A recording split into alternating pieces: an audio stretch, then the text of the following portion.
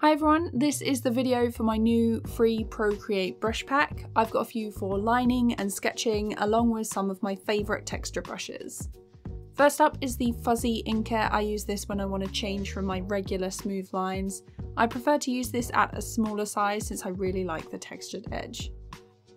Here we have the steady inker. This one has some smoothing on and the texture at the edges isn't quite so strong as the previous brush.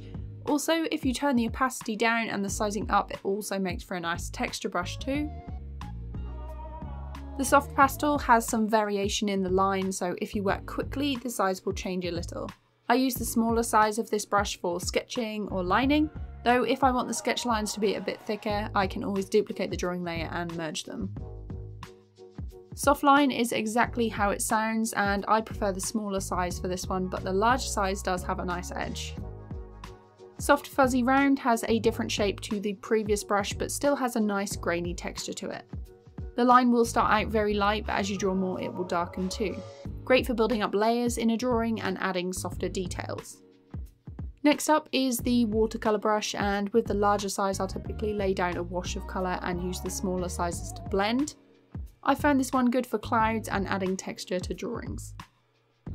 I use this cross-hatching brush with a very light pressure and small circular motions, which makes the texture look a lot more natural.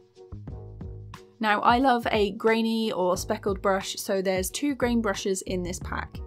First, the concentrated grain, which when using circular motions will have a more focused and darker area in the centre, while the second brush, the scattered grain, has a little more jitter in it to spread out more.